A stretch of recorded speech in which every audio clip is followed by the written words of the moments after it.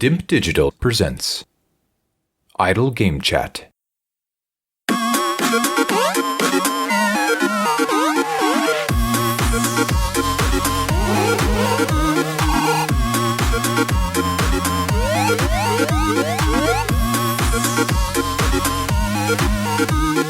Hello, Apps here from Dimp Digital and welcome to Idle Game Chat. This is the weekly video games podcast where we give our impressions of the video games that you can play today and react to the latest news from the wonderful world of video games. We are here every single Monday on your favourite podcast app and YouTube, absolutely free. This week I am joined by the current reigning and not soon to be, but at some point defending Dimp Digital Gaming Quiz champion. It's Tom Adkins, not Adcock. How's it going? I am feeling very honourable. Yes. That is, how are you? Yeah, I feel a bit dishonourable for some of the actions that I've partaken in. Yeah. Not in real life. We're talking about Ghosts of Tsushima here, which is Sony's latest exclusive, and you'd think this is the last one pretty much, isn't it, before the PS5? They're gonna do, I assume that Spider-Man might be cross. Is Spider-Man cross, or is it not? I don't know if it is actually, because remember they said, look, we believe in generations. I think it's PS5 only. Is it really? Yeah, you'd be right. So that's what they've chucked out there. Alan at Sony's gone, look, we need to get these generational cuts. Phil over at Xbox, who's also got Alan as a consultant, he's sent him down different paths, so Alan's playing both sides here. You are correct, yeah, it's a PS, so this is it. This is the final one. This is the final one. Unbelievable, Jeff. So we're here to talk about that. We've had a weekend with Ghosts of Tsushima. It released last Friday.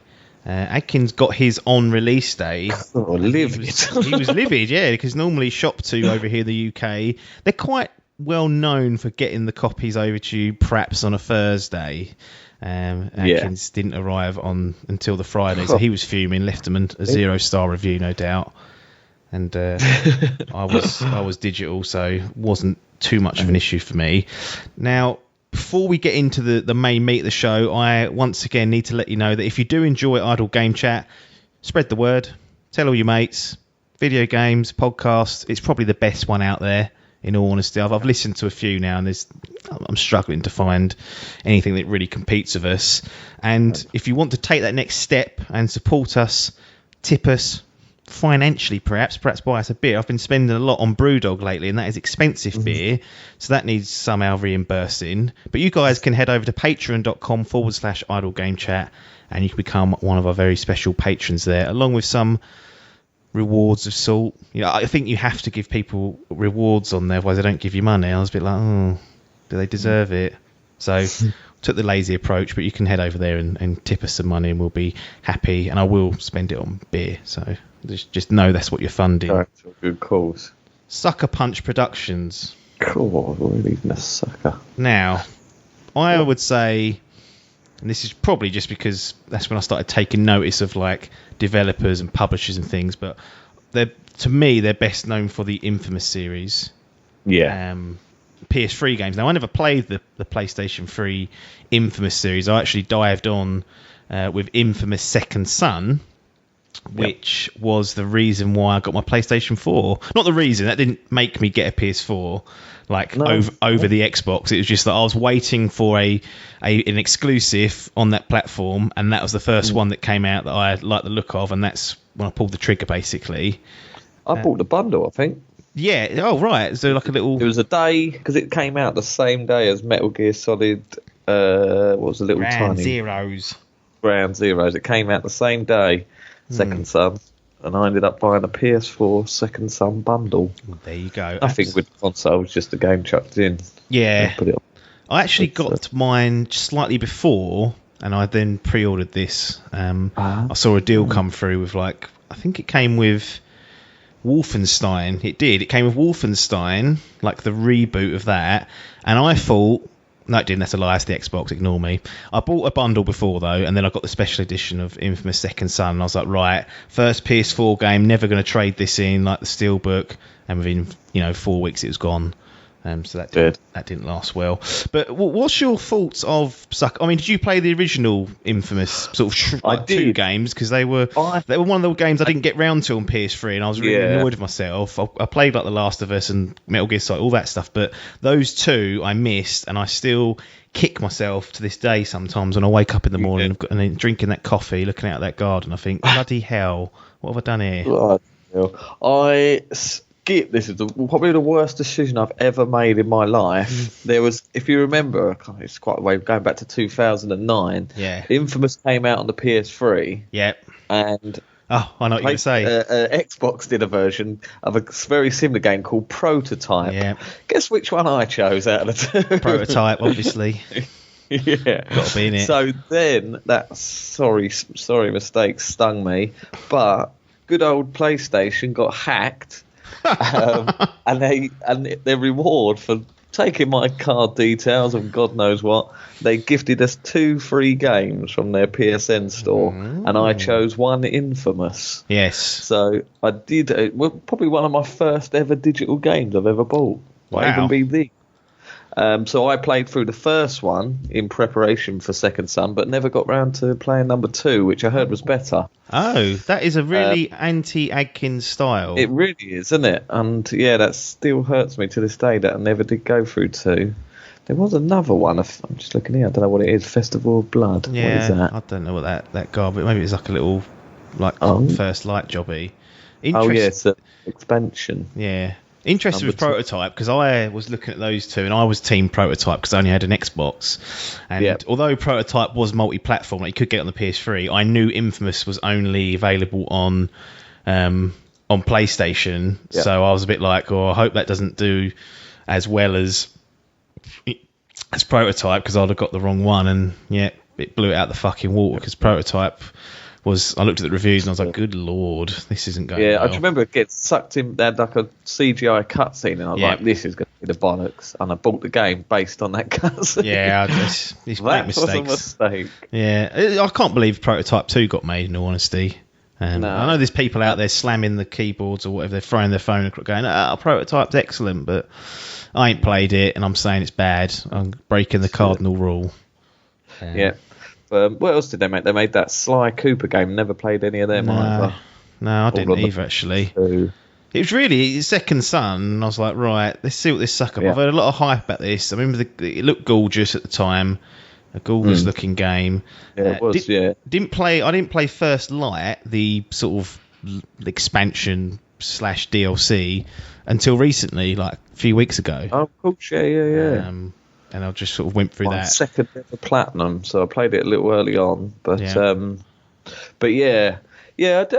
do like Sucker Punch. They seem to be like one of these studios that produce good games, but they never get it over that sort of incredible stage. It's sort of they're almost like the Liverpool post this cut last season. They're normally up and around there, but they just can't get past that last hurdle to finally take the title. So if they follow foot with Liverpool, then Tsushima could be their Premier League title. It could be. I mean, the reviews are out. The current Open Critic score, as we record this, is an 85, which is nothing to sniff at. I mean, we've had higher this year, but 85 is kind of like where, when I first saw this, like years ago, I was thinking, cool, that could be a real 90 odd, and then as time went on and we saw more and they did that little demo, I was kind of like, right, my expectations have shifted slightly. Like, it's not going to be like platinum tier stuff, but it's still got the potential to be a really good game. So it kind of fell where I thought it might do. In the end, around the 85 mark. How difficult? I daren't mention The Last of Us Part 2 because we've spoken about it so much. But how difficult was it for you coming off something like that? Because me and you have talked about this sort of come down we have, and we've played God of War previously. I know we've had it. I've had it when I've played other games as well. But God of War is the most recent example I can think of. Like, we go to play another game, and we just can't get into things. Like, how difficult has it been with something like Ghost of Tsushima, which has been talked about for a while? We've had a few weeks, but we're desperate to play this because we both like the look of it, but it's still perhaps got that lingering come down going on. It has, yes. I've made myself easy by pushing myself onto another game. I played another game a week ago. Yeah. One new Far Cry New Dawn. Yeah. So I sort of tried to make sure I played something else rather than going straight from this. But I'm still, I'm sort of watching cutscenes and stuff, and just that Last of Us fucking pristine condition is going, we do this better. We do this better. I think it's unfair because this is now another like Sony first party game. Like the expectation is kind of nearly there. And it's the same with it was Days Gone that came out last year, wasn't it? And God of War the year before that. Is that correct? Yes. Yeah, it was it was last year when it was early on. And that had the same sort of standards to live up to because it come after, quite a while after. But it just seems like Sony have been doing so well with their first party exclusives, or seemingly so well. They hype them so well, the sort of promotions and the way the marketing they do. You get so hyped from, like, I remember Days Gone. I remember almost getting the same sort of feeling of when I saw the first Last of Us trailer. It's like, this is going to be good. Same with this. And then, like you say, when you start seeing the extended gameplay, you're like, okay, so it's not as good as I thought it was. You do get bring down a bit, but I've seen a lot of people like in their reviews and stuff and say like one of the worst things about this game is that it's come straight after The Last of Us. Absolutely. But they had to get it out, didn't they? They couldn't leave it any nearer. Yeah. To be honest, like with hindsight and all that stuff, if I'm Sony now, I'm thinking I should have saved this for the PS5 launch and like fucked people over a bit, like I'm talking business wise, and gone, right, we're just going to stick this out on PS5 only. It's going to be like the big launch exclusive, and this would be a very good launch exclusive for the PS5. Like if you could only get it on PlayStation 5, I think people would want to come and play that. And yes, you would be sort of smearing shit on some people's faces, but you could just said, well, this was sort of we've had to move it or do whatever, make up a little white lie. But I mean, it would have only been a few more months, and it would have looked a bit better. Maybe it would have run solid 60. We don't know, do we? But yeah, it's one of those things where it has come at a strange time. We kind of had nothing. Last of Us Part 2, Ghost of Tsushima in under a month, and you're like, cool. That's it. Yeah, I did see someone on Twitter sort of saying that they're glad they got it now. Rather than in a couple of months' time when you've got the likes of Cyberpunk, that Marvel game, and then the sort of yearly Assassin's Creed. The yearly fuckers, COD, FIFA. So it didn't get lost in that sort of true bundle. But at the same, it's a difficult one to. But like I say, I think it would have been a good shout. To be fair, it certainly is gorgeous enough. I will give it that. Yeah, it's a beautiful looking game for sure. Let's get into chatting about the actual game itself. First question I've got for you. When you boot the game up, you get a couple of options on how you want the game to be played. One of them, you can add like a black and white filter, which I know some people will do, but it's not something I wanted to do. And the other sort of thing I picked out that I quite liked playing around with or liked the idea was keeping the voice acting in Japanese but having English subtitles to give it a bit more authenticity. So that's what I've opted for. I've not changed it. And so I was wondering what you'd done. That's exactly what I've done. What do you reckon Biff's done? English. He don't want none of them foreigners in his life. That was his direct quote. He said, I'm an Englishman. I play English games. I don't want none of these foreigners coming over it. I don't put a game on to read. Yeah, I bet that is his thing. But no, I did the same. And I think it feels more authentic. Yeah. I think had I not played Yakuza 0, because that's the only option. Yeah, that's true. I may have been a bit apprehensive doing it, but because I enjoyed that so much and that style, I was like, actually, this is actually a really good way to enjoy like a Japanese game set in a Japanese setting. I really enjoyed it in that. So also for me, South Park has pretty much ruined the stereotypical English, like Japanese accent. Right. So whenever I hear an English person do it, or a Japanese person talking English, it just reminds me of South Park. So it just there's almost like a little bit of like hilarity on top of it. Even if it's like a deep, sensitive scene, I'm sitting there with like South Park voices in my head. So I think like you, I did want to go to the full Kurosawa mode. That's it. I have been watching Mr. Kurosawa's films lately, so I am all hyped up on it. But yeah, it's one of those games. It looks cool in black and white, but it's just one of those. The colour palette in this game, it's almost like a bloody oil painting sometimes. Yeah, I think that Kurosawa mode is definitely tempting for people, but you were missing a lot. Like you said, it's a very one thing I've enjoyed coming off the back of The Last of Us Part 2, and I have done some palette cleansers, like I said, Infamous First Light, which I'll talk about on another podcast, and Half-Life Alyx as well, so two very different games and different styles of games.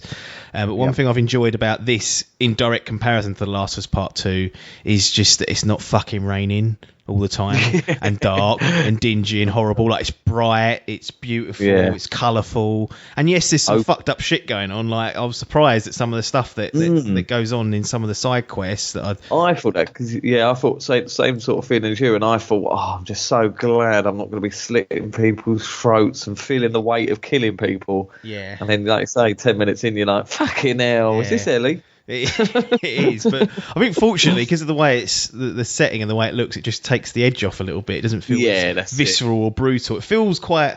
This is going to sound strange and a bit pretentious, but it's artful almost sometimes when I do like a perfect parry and kill someone and do a standoff, which we'll talk about. Like that feels like quite artful rather than like just fucking jamming a fucking switchblade and stuff. I was fucking dealing with on The Last of Us Part 2.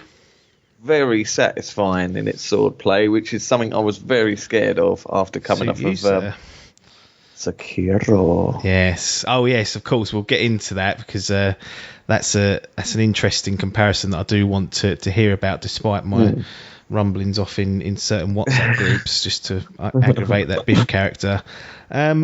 Before we go into the actual game itself. Yeah. You said you were watching samurai films to try and get yourself in the mood. This has been going on for a couple of months. It has. It was going on when Last of Us came out. Yeah. I was silly. I think it was the first gameplay trailer starting. I was like, right, I need to get into this sort of this world. Thing. World. What's been the highlights of that little endeavour? If anyone's out there looking for a samurai film that they might definitely recommend. Obviously, the huge one is Seven Samurai, which is a huge inspiration for this game. Right. But they're really good films, and I didn't even realise that The Magnificent Seven is based on that. It's just like a Western version of it. Right. Most their games, even like Star Wars was like based on one of his films. This fella didn't realise how sort of inspirational this bloke was. Yeah. Seven Samurai is a really good watch, and I watched another one called Yojimbo. I'm butchering that name, but it's another one. It's another Western. I think it's basically one of Clint Eastwood's Fistful of Dollars or something like that. Okay. Yeah. And it's just about like this lone samurai goes into a town and helps out two factions. But yeah, they're really good. They're really slow though. They're like and long, which is not my ideal type of film watching. There like that Seven Samurai is over 3 hours, I think. Fuck me. And it's all black and white and very slow. There's not a lot of happening. Subtitled. All subtitled as well. Yeah, so Biff will hate it. Black and white, dubs. 3 hours long, and no English dubs. Imagine that. But yeah, it is good, and it certainly got me in the mood. And then I also watched one that I'd recommend watching is 13 Assassins. No, right. Yeah, is that 13 Assassins? I think it's called, and that's a more up to date. I think that was like 2013, I think it was, but it's a colorized film about 13 samurai, and it's very gory and very good. So yeah. I watched about 5 or 6 samurai films, and then felt the need was done. Well, that's the official Dimp Digital Samurai shortlist there, if you want to compliment your trip through Ghosts of Tsushima. Last question before we will get into the game properly. What colour horse did you choose at the beginning? Because you get a choice of black, dapple and white. Buggered up, because you also get a choice of name. Sure, don't you? You do. You get your name first.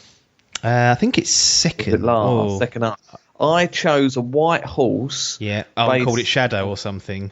And called it Kage, which is Japanese for shadow. And I was like, wow. I saw that as an option, and I thought that's a weird one. I chose the white horse as well. I think I called it Trust or something. I can't remember what the other option was.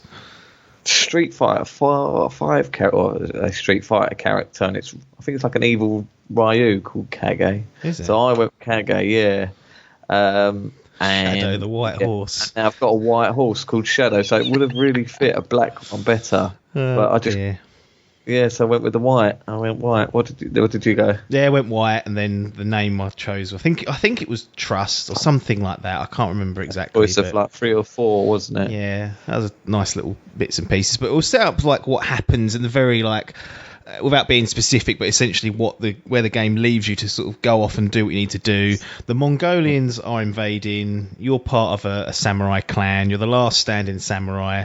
They're holding your uncle captive at the moment. And the point where me and Adkins are at, and this is very, very beginning, like opening 30, 40, 1 hour of the game, is we're now trying to recruit people to go and help us save our uncle. That's the real high level look at it. We won't delve too much further into it for you guys if you don't want to be, spoiled. But I don't think I've come across anything specific anywhere that I could spoil if I wanted to. But it's these evil Mongolians that are invading, causing problems.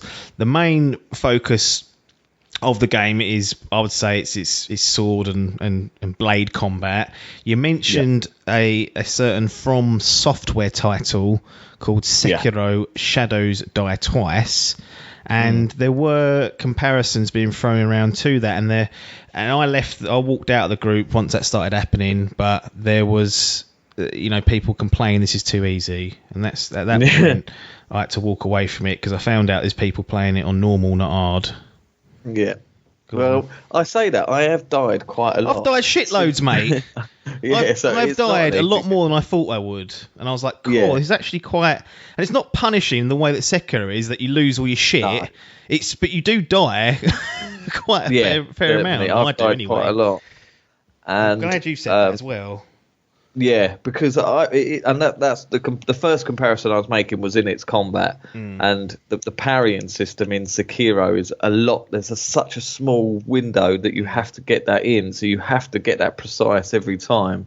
Yeah. So my sort of muscle memory is built to that, so I'm whacking away as hard as I can to get it done. But the window in this one is quite unique. It's quite a big window that you can get that perfect parry. But because the enemies have like different hit their sort of animations of how they hit are a lot slower, and they sort of hold back and that. So my timing's completely out. So I'll go to perfect parry, miss it, and then just get walloped. Yeah, I'll be like, oh bollocks. It's quite easy for things to just unravel quite quickly when you've got multiple, or even just one enemy. If you don't give them the respect that they've got multiple combos incoming. I've been caught out loads of times thinking, they've just swiped once, now it's my chance, and then I've tried to get too greedy and then been hit 3 times, then you're on your arse. Yeah. I've not played only the demo I played, but was talking to Dan Clark yesterday, and he made some large comparisons to Neo. Was saying because you have the different stances. True, yes. So you can choose, like if you get one with a shield, there's a different stance, one with a spear. And he was saying it felt a bit like that, where he was sort of constantly switching. Yes, yeah, I like that little stance system. You kind of like, it basically gives you like a strength against a certain type of enemy. So an enemy with a shield, for example, you could switch to water stance, I think it is, and you'll be able to parry them and break their guard easier, essentially, if you switch to the correct stance. So there's certainly some depth there as well, which I don't know. I'm just used to Assassin's Creed, where it's kind of go on crap on it. The biggest shit. I'm going to shit on it right now. Alan's listening. It doesn't. Wait for this bit, Alan. Listen, it's coming. Shit on it. I told you it would. I can't believe it hasn't got a lock-on feature. Is it not? I've not used it, but it sort of does, but not until you actually strike an enemy. Yeah. And then it's still, even if you sort of move the thing, you will. Because there's so many times I've been surrounded by 3 or 4 enemies, and I'm just facing like one's coming to my right hand side, and I'm still facing the other one. Luckily, you can block. Yes. From that side, but. Yeah, a few times I've run into battle and like not even looking at the bloke, and I'm like, whoa, what's going on? Whoa. Mate, and that camera can get stuck up on a couple of times. It's not an action game, it's an artful samurai game. Take your time, just parry, one shot, Have done. You had that? Yeah, I started doing, I think I jumped off my horse. I think you can jump off your horse and like jump and hit someone. I did that, and it kept going back to a memory. And he was like, remember, it's honourable to look him in the eyes. Look him in the eyes when you're face. I was like, I'm being told off for being there is some there's one part that I will trying to get into later is this sort of samurai versus the ghost style, and there's a push and pull for both of those. But I had that when I assassinated someone, like with a standard like stealth attack. Yeah, I had a little flashback going, "Oh, don't be doing that." And I was like, "What do you want me to do?" But we'll get into that because that's definitely something. I don't know if they're deliberately doing that to play with the idea of what a samurai should and shouldn't do, but certainly there are, as well as going into battle and doing like a face-to-face battle with multiple enemies, you can be stealthy and take people out silently. You can get a bow and arrow that you can start using eventually. So there are other tactics and tools in the toolbox for you. But yeah, I mean, if you had to compare it to Sekiro, or say which one you perhaps preferred, is there a preference, or do you actually feel like having played a bit more, it's not really in the right spirit of the game to be going? I really did like Sekiro's combat, with how fast it was. Arcade, innit? This is simulation. But I don't know. This does feel quite satisfying, and I think it's because it's more sort of open. You don't have to be that sort of fucking ball on the ball. Yeah. Whereas like in Ghost of Tsushima, one slip and that's it. You can get absolutely fucking one punch sometimes and walloped. Whereas this is more sort of like you say, you take your time. Yeah. There is a sort of artful. So me personally, because I'm not hugely into those From Software games, I would sort of favour and lean towards this. Cool. You said Sekiro's got the best combat ever. Yeah, it has, and I think this does match it in some ways. Yeah, it is something satisfying. Like Alan, he fucking loves it. I do love it, Alan. There you go. And the thing is, if I'm not in that part of the game, but from what I got from the trailers was that you had two sort of sides. You could either go this samurai way or this ghost way, where it's very assassin, like stealth and that, and you're hiding in the shadows. Well, with this type of game, I don't want to do that. I wouldn't want to play this game as a stealth game. I love running into these camps head first and be like, right, come on in, you fuckers. Yeah, I love the standoff mechanic. So when you like, bump into enemies, if you're quick, you don't have to be that quick, but if you don't tread on top of them, you can press up on the D-pad and it will initiate like a one-on-one duel where basically you've got to counter an enemy. And what I've done is you can level up that part of your technique where you can actually do more than one person at a time. So that's quite a cool thing. But yeah, I love the fact that you like calls out, send me your best warrior, and then you do hold triangle, and then as they are attacking you, you unleash hell on them and kill them. And that kills one enemy with one shot, and then you go into a normal battle. But you're right, it kind of like gives you that option and makes it feel like a genuine different way of tackling it, because you have this little small moment just before battle starts where you do have an honourable fight, and then all hell breaks loose, and then you go mad and use what you want. Yeah, this sort of it makes it feel more cinematic as well. Like it does. Like every cutscene in this game has got like the two black bars, the sort of widescreen thing. So it feels like, whereas Sekiro, you'd just run into an enemy and then boom, you'd be in the fight before you knew it. You got fucking ape throwing shit at you or something. You wait till you get onto Act 2 as Ghost. Loads of apes throwing shit, I've heard. So yeah, like I say, I definitely do feel there is a great satisfaction of this combat. It's not to be sniffed at. And yeah, I feel like currently I think it's one of the best things of the game. Yeah, I would agree with that. I think you made a criticism of it beforehand, Alan Livid. I didn't, Alan. It was you're talking shit. I do tend to agree with you, but I do wish there was more dismemberment. Yes. Don't think I've seen any yet. I see it in that demo where someone's arm lopped off, but not actually seen any in game yet. I wanted heads off, arms off, the lot. I mean, you've seen all these samurai movies that they're based on. Are they like? Can you dismember people and decapitate? Is that all kicking off? In there, yeah, you see heads rolling there. It's funny when it's in black and white. It's like, what? It's just, it could have anything. It's black paint coming out of him. But I've been looking for some real gory samurai films. I want something that, like when they stab and then they get like the spurt where it goes. Kill Bill style. Yeah, Kill Bill style. And I think I want to know, what was that based on? Because these films I've seen, there's not really that. There's a lot of stabbings and slit throats and heads rolling, but pretty clean cuts because of these samurai swords, so you never see anything Just he looked like a fucking rubber head rolling down the road. Yeah. What I quite like is we mentioned it's a little bit more challenging than perhaps we was anticipating, and I'm only playing on normal. I think you are as well. And yeah. So is Baby Biff, who claims it's too easy still. Is when you actually get your life depletes, you go down and they come over and execute you like a throat slit, or they fire or they kick you in the stomach and you're still alive. Because actually, I've checked some of the perks, and we'll move on to some of the skills perhaps. And one of them is like a second chance that if you've got a bit of resolve, which is basically like you use that to heal basically resolve. Yeah. If you've got one of those or two of those waiting, you can then get back up from that sort of critical state. But where I haven't unlocked that, you don't just sort of get hit once and then collapse and die. Like you fall over as Jin and then you're like crawling around and then you get a kick in the gut. Then someone just comes over, picks your head up, runs the blade across your throat, and then you're out. Then you're dead. Yeah. I really like that animation as well on the enemies when some of them will be crawling away and you can end their suffering. Yeah. That feels pretty good. Press square and go whoosh. Oh, and it's so good. You can even swipe the touchpad to put your sword away. That's a real... Oh, is that what it is? I've been fucking trying to figure out. You've got one you can pay your respects. You can bow to them as well. I've seen some quite funny videos, like some bloke just slaughtered a load of Mongolians and then got his flute out and was dancing around his grave. He was like, "Fuck your honour." But yeah, no, you can sort of sheathe your shield, put it in your lake, and.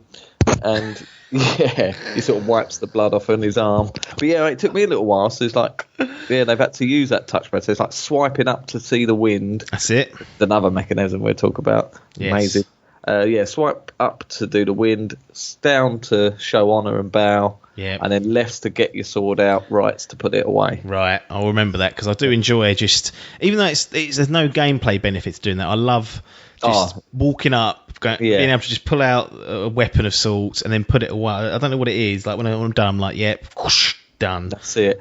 And it's the sounds in this game as well. Like that, getting the sword straight back in. It's normally sort of very over exaggerated in other games. You've got that sort of anime shing.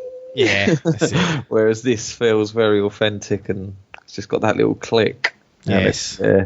It's done with some real history behind it. I think they must have got some like professional swordsmen in to say, right, open that sword properly and we'll record you. Just like Naughty Dog was setting dogs on fire to get the squealing dog effect in The Last of Us Part 2. It still fucking harrows me to this day. Unbelievable. We mentioned there's like it's kind of there's two ways to play essentially is what they were kind of selling in the marketing, in that you can do the honourable samurai way, which is walk in the front door, perhaps do a standoff with someone and then just start from there and take them on. But you've also got ghost mechanics, which are basically like silent assassin types, like what you'd expect like an old Assassin's Creed, if you remember those, like hitting square and taking people out silently. And so we're quite early, so I don't know how this is going to evolve or develop, but there's certainly been instances like Adkins mentioned earlier where you will do an action that's like a ghost considered action, like assassinate someone who's got their back to you, and then you get a little flashback of you being taught when Jim was younger, and it'll say, remember, always kill with honour and things like that. So narratively they're kind of like telling you don't do this, but there is certainly enough references from other people who aren't samurais who are kind of like querying why samurais are so honourable and at times putting themselves at risk. There's a great example of this at the very beginning of the game. A samurai tries to do an honourable fight and he's killed like brutally by one of the Mongolians who just doesn't care, just kills him outright. It's like, I don't give a fuck about your rituals and whatnot. So I think it's an intentional thing, like to challenge why samurais should they, when the chips are completely down like they are in this story, like it's real dog shit situation, do their traditional tactics win through, and can you get your land back essentially, or do you need to resort to more deceitful tactics? I'm wondering if at some point, because I'm just thinking of Infamous Second Son, like, is there going to be a chance where you could be a goodie or a baddie in the Infamous Second Son, relatively? Whether there will be a samurai path to go down or a ghost path. I think it's just going to be muddled together, and it's going to let you kind of choose. But I would have really enjoyed like a subtle narrative difference if you just used samurai tactics and like built Jin in, and Jin's the main character. We keep saying him. him in that way, and you had advantages and disadvantages of that, but you had like a slightly different ending or something like that. Yeah. But I don't think we're going to get that. I feel like it's just like, here's all the tools. If you use one or the other, it doesn't really matter to us. It's not going to change how the game kind of reacts narratively. No, that's true. Was that with Deus Ex? You had a similar sort of thing, didn't you? You could either stick to the shadows and be sort of use the sort of gadgets and stuff to your or you could go in all guns blazing. Non-lethal, yeah. You could go through the game without killing anyone, couldn't you? You could tranquilise everyone. And use stealth and whatnot. Yeah, did that have multiple endings based on how you played? Not based on your actions there. There was like decisions that you'd make, but yeah. Right. Whereas I think Infamous, there were decisions in the missions that you'd make, like in certain missions, but they were quite clear, like good or bad. Yeah. And in here, like, I was hoping that the more there doesn't seem to be any sort of currency for that. It doesn't go to you get like a meter that you're building up, but that's just like your samurai. That's generic, yeah. Yeah, I don't think. But yeah, that would have been a good incentive to sort of see how different, like if NPCs, like when you go into the towns and stuff, how they would have reacted to you more. Yeah. And the minute they just want to fucking lick your ass every time you go in, they go, Lords. Yeah, they do. They do love it. I remember what it's called now. Sakurai. Loving it. But are you gonna? I mean, the game gives you the tools from the get go to be a samurai quite competently. The ghost stuff feels like you have to kind of earn that and work through that. Have you? Yeah. How have you been playing? Have you been just because it sounds like you quite like wandering in just through the front door, going, "Come on, you fucks." Full samurai mode. I haven't been very honourable to their houses. I've just realised that you know the doors you can I just blast every door open. I did that by accident in a friendly town earlier. I don't know why I pressed triangle. I think I was trying to work out how to sheathe the sword, and he put a fucking great big hole through the door, and I was like, wow. Sorry, ladies. It's brilliant. Yeah, I think I even had an NPC comment once. She was like, "Oh, you samurai are so respectful," and I just literally just blasted a hole in her front door. And how about your cow? But yeah, other than that, I just love. It's one of the only games, like somewhere like fucking The Last of Us or something. You see like a group of enemies, and you sort of try and go round them and try and pick them off one by one. Whereas this, I'm just a second I see an enemy, I'm running towards them and going, right, let's fucking go at it. Yeah. Because you don't have like, I probably could. Trying to bum myself here, put it up a notch on the difficulty, but I quite enjoy this easiness of it. It's nothing. I've got that sort of arrogance that I can just run up to a fucking bunch. Sooner, I think I'm sure that's the way it will go. This is probably just because this is like a tutorial island or whatever. Something's going to happen later, and I'm going to go right. Come on in. And then get my fucking arse handed to me. Yeah, but I've not really been in any true danger yet. I've died a few sort of times, but that is just down to my own sort of sloppiness. Yeah. Rather than it actually being like, fucking hell, no, these enemies are really hard. Yeah, I've always felt like the times like earlier on I died like 3 or 4 times in the same bit, and I was like, this isn't hard, I'm just being stupid at this stage. Yeah. And like I said, the great thing is we're not being overly punished for it. It's sort of checkpointing before the battle, and you go straight back in. There's no fucking losing half your stuff, so it's relatively guilt free. And as much as those From Software games can be good to play through, I'm grateful that not every game tries to copy it, because it would be a right fucking pain in the arse. Imagine every time you died, it was just like, you've lost one of your blades, and you're like, fuck's sake. Yeah. What's going on here? I was going to say so, but it's completely gone now then. No, it's fucking gone. It'll come back. So one of the things that I wasn't sure about until we kind of saw that 20-minute PlayStation Now, PlayStation Now sort of like gameplay tutorial or whatever they released a few weeks ago, months ago even now. That it came across as a much more standard like open world game. I wasn't sure what it was going to be before that, and then when I saw that, I was like, okay, this is kind of like a very like the structure of there's fortresses and enemy camps and side quests and leveling up. There's skills, there's armor upgrades, there's weapon upgrades, and I was like, okay, now I understand what this is, and I'm fine with that. Like, I honestly didn't have a clue how they were going to structure the game. But how are you finding it being one of these open world games, which we seem to always love at the start? Like we both go in hard on them. We're like, yeah, this is great, we're enjoying it, and then by the fucking end, we're like, get this shit off our plate. Is there a chance that could happen here, or do you think they've done enough twists and sprinkles along the way, or even just the setting itself might give it a little bit more longevity than what some of these other fuckers have had in the past. Well, there's a lot of comparisons to this to an Assassin's Creed game, and that is one Assassin's Creed sort of setting that a lot of people have been asking for, is the sort of Japanese. I bet you they do one soon. Yeah, I thought they would now after this. After God of War, they've done the fucking Vikings, and they're like, cool, everyone's on the Japanese hype now, let's go back. Yeah. But yeah, it does feel very much like a sort of Ubisoft title. You've got the settlements, like the camps that you come across, they feel like very much like the sort of camps that are in Far Cry. And like you say, there's a few shrines that have a bit of a sort of puzzle of how you get up to them and stuff, and they feel very Watch Dogs / Assassin's Creed. The great thing I do love is that there is no leveling system in this. Of course. So you won't be getting level gated. So that is a huge thing, to which fuck you, Odyssey. A big fucking cunt of that Far Cry game. I tried to breakneck it.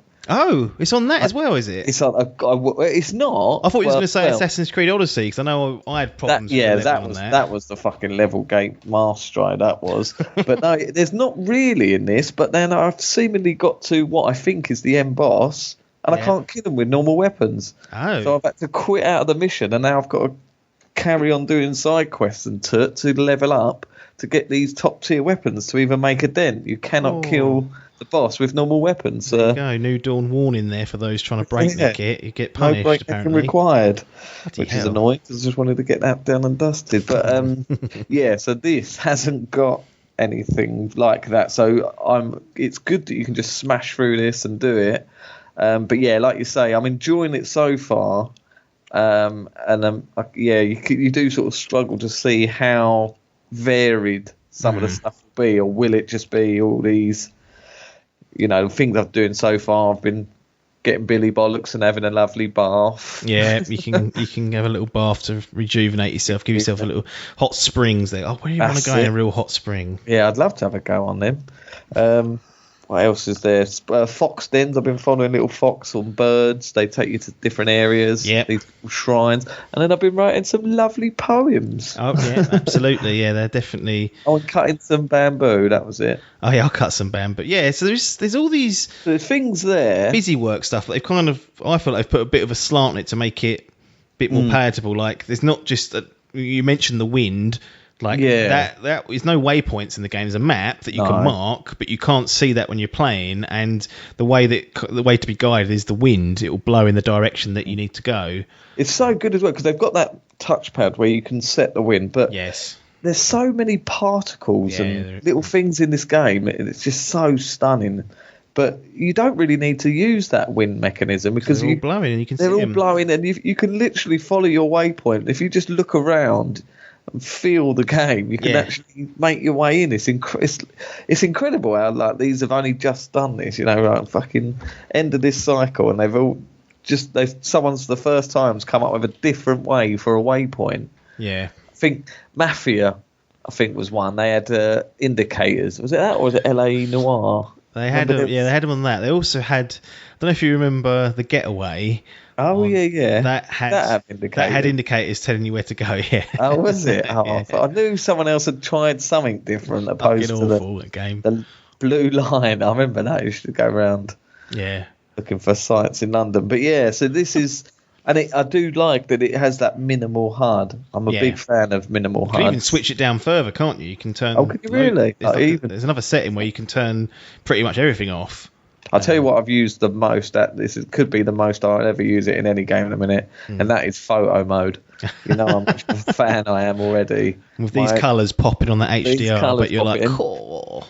It's the first one I've ever seen as well. You can have the background animated, and you can add stuff in. So you can add like loads of leaves. You can add birds, butterflies, fireflies, whatever you. It's incredible. And if you look on Twitter, just hashtag goes to Tsushima, and you'll see people's screenshots. Probably see the end cutscene to be where. See Jin's head on a platter somewhere and be like, oh, fucking hell. But a few reputable places have been doing some good ones. And some people are fucking phenomenal at that. You get like professional photographers doing it and stuff. Yeah. But yeah, it's a very gorgeous game, very open, very up my alley. I've not even scratched the surface of it really. It's like story, but yeah, I think the combat's satisfying. The music, the opening sequence is very good. No spoilers or anything. We've touched on it, but yeah, you sort of really brings you into that world and sets the scene nicely. That sets the scene nicely, yeah. So now we're just down to exploring, and it feels like one of those games that you do feel sort of rewarded for exploring and getting off the beaten track. Yeah, there's all sorts to be picking up. Yeah, it'd be interesting to speak to someone who's trying to sort of breakneck it almost, because I'm finding that if you go to one mission, you'll get sidetracked by something else. Yeah, you will. I've just been exploring on my own, and I'm falling into side missions just by accidentally helping people out. Or I'll be strolling across a field and a fucking little swallow bird or whatever it is fucking starts flying next to me and takes me to some hot bath, some crack den, deep bath, and I get in there. Mongolian crack den, it finds. What's going on in here? Fucking rapists everywhere.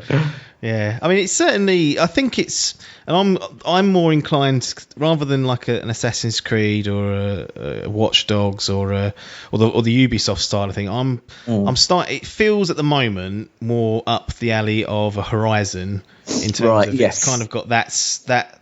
I mean, they're open world RPG games, but just the fact that it's got its own. Just enough of a twist on it is keeping it away from that. Those other games are good. I've enjoyed playing through many of those titles. Yeah. I've got Watch Dogs 2 queued up on this PC to start going through at one point. So I'm looking forward to those, but they can get tiresome.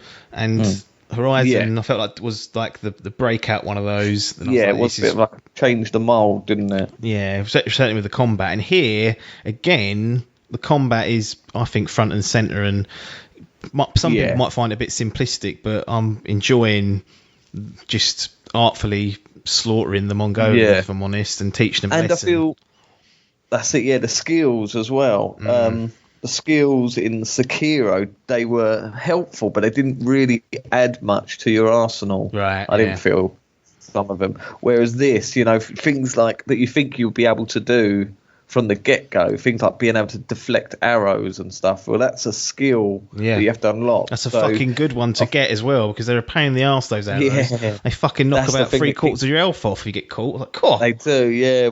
When you get fucking wild, that's where I do die a lot. I'll be sitting there focusing on these cunts with spears, you get 2 arrows shoved up your arse, you're like, fuck me.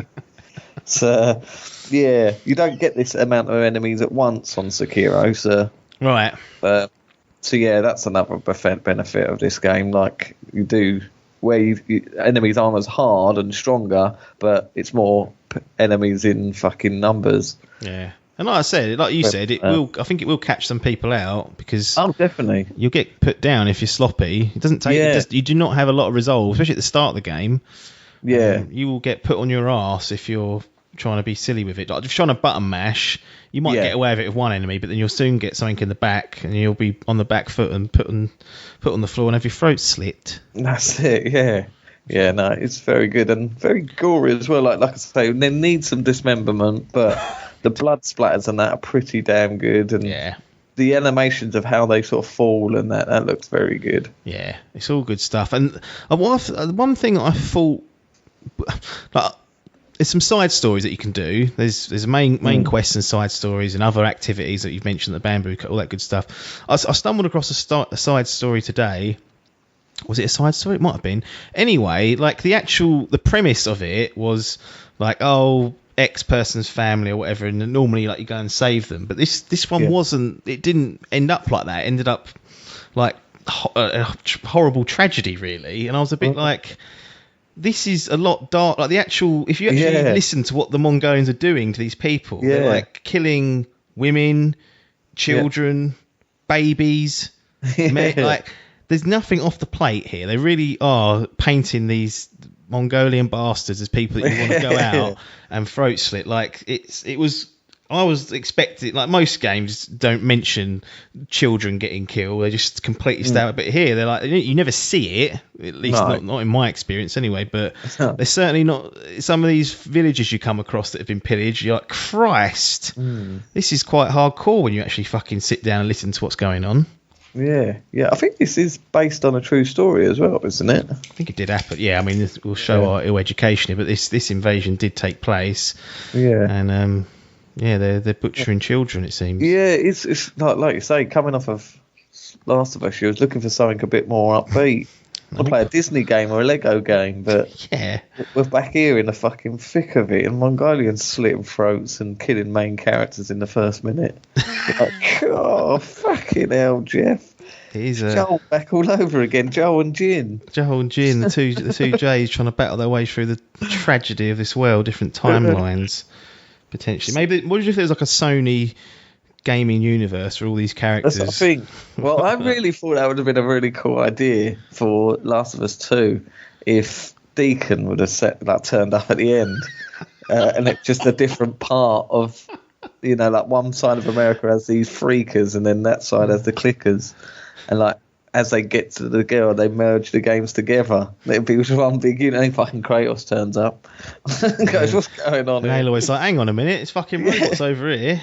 When we go, just an absolute, and then fucking Killzone turns out. They go, right, what's he doing here? Not in a racist way. What are you doing here? I can't even name one character from Killzone. God, no. I don't even know what the bandits are called. What are they called? I had a fucking gas mask special edition of it. The Kelgast. Yeah. It was. I was going to go and buy the game anyway, and it was in HMV, and it was 45 quid for the bid up big. That's I had about 10 there because no one bought them. No, weird. About 120. Well, they weren't that high actually back then. I think they were like 70. I think. And then they obviously got a load in thinking that everyone was going to buy them. This was the Killzone 3. Right. And then 2 weeks down the line they were all reduced to 45 quid. So I went and picked one up and I put it in my bedroom, and Sam was like, "I ain't sleeping in here with that fucking gas mask in it." Well, the sick irony is that could have been useful these last few months. Yeah. Pop that on your head and then you could have wandered round. So yeah. Any other comments or things that we might have missed that you've noticed during your playthrough of Ghosts of Tsushima? Yeah, it's I've had a few frame rate drops. I don't know if about you. Have you got it on resolution mode? Or I have, yeah. I haven't tried the frame rate one. It'd be quite interesting because it might certainly Sekiro. I think that needed to be 60. I don't know how Biff. I think there was a 60 FPS version on the PlayStation 4. I don't know which version he played. But because of the speed of that, I felt that you needed that 60. Whereas this, because it has such a cinematic feel, that's why I've opted for the resolution, just because it's such a gorgeous game. So it will be interesting. But I have noticed, running through certain fields and getting into battles with a lot of enemies and the particles are kicking up, certainly fire, I've noticed that frame rate dips a little bit. Nothing game breaking. No. And the only other criticism is that's just in the fucking console itself, but that bastard does make a lot of noise going through them fields. Yeah, I've noticed it's like a jet fueled really engine, this PS4 Pro. It's definitely not cut out to last much longer, I don't think. It's on its last legs, but I think any game I put on that now, it's going to fucking heat up and go mad. I think it's just a bad design. I'm surprised at the old Sony, you prat. Yeah, I'd fucking discontinue it like they've done with the Xbox. Follow suit. Collector's item now, that is. Yeah, I don't know why they've done that. It seems strange, doesn't it? Yeah. I suppose they're trying to get everyone to get that new one.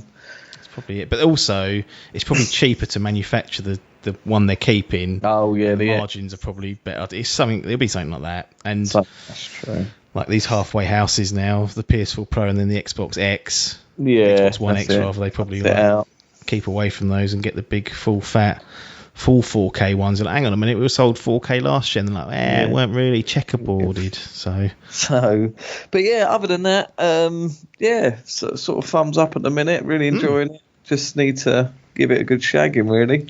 Yeah. I've been enjoying just having like hour-long sessions, doing like maybe one or two quests and exploring and being able to put it down. I could certainly see myself sitting there and rotting away if I had the time to do it and wasn't like interrupted. I could definitely do that as well. But it's one of those ones that you can kind of size it down into smaller chunks if you need to. Yeah, definitely. Yeah, very cinematic, very very good. It's get me in the mood for watching some more Japanese films. But yeah, sounds pretty good. The sort of standard sort of does what it should. It's pretty much all pluses.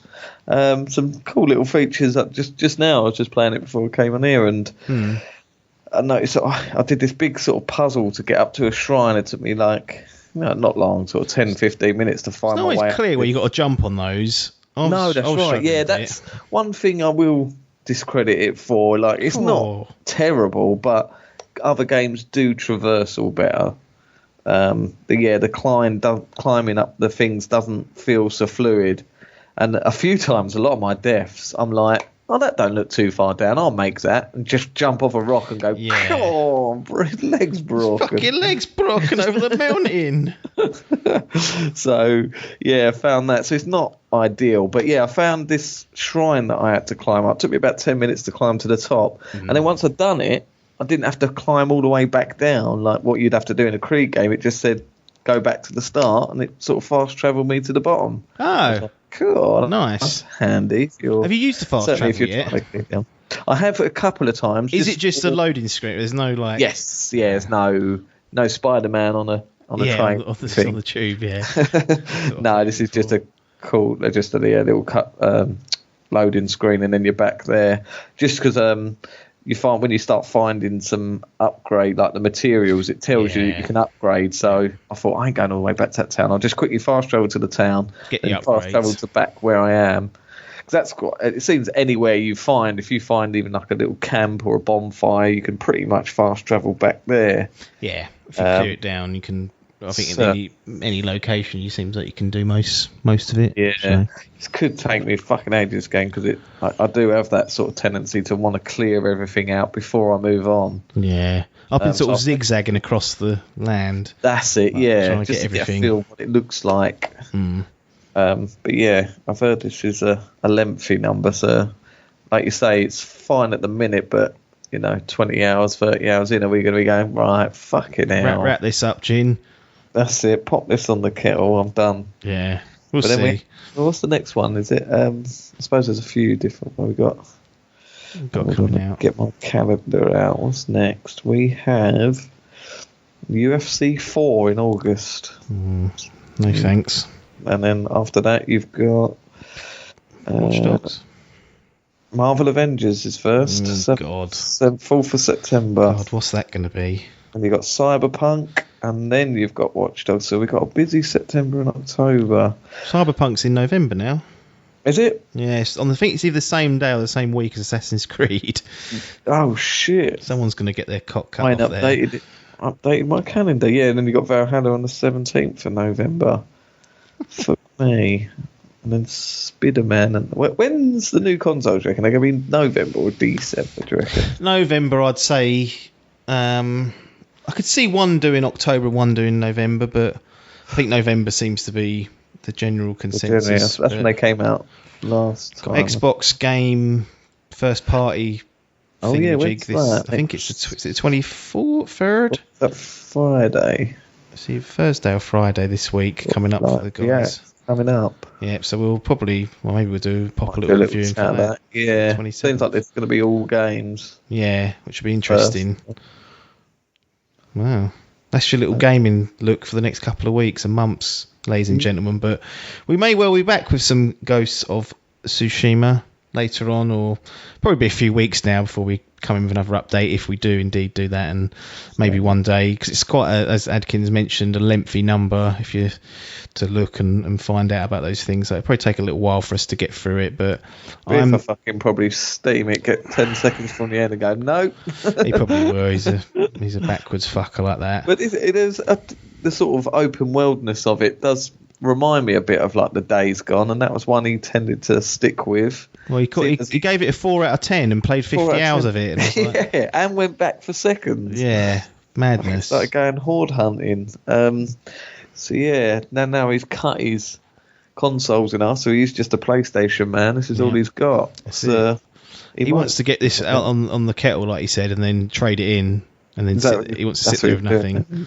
Yeah. market value. Wants the PS4 Pro to be worth something before those new consoles start getting rumbled. So we'll see if he can do it in time. But we will be back next Monday, probably with the Xbox first party look, unless something goes wrong, or if it's just god awful. Like I remember the last game showcase. Like if I had planned to do a podcast on that, I'd have just put something else in its place. So if it is just, well, actually, if it's really bad, might just have to do it out of comedy. But like if it's just a non-event, then perhaps not. But I've got confidence that Mr. Spencer will come out of the goods this time. Come out firing, see what you've got. Not expecting stuff on launch, but show us what's in the fucking pipeline and get us excited about that fucking Microsoft platform of yours. I can even put it on my PC if I want, but get us excited, Phil. So that's the plan for next week, but if not, you'll be treated to some other gaming content for sure. But Mr. Adkins, I will thank you for your time and bid you adieu, and everybody else that's listening, thanks very much for your time, and ta-da.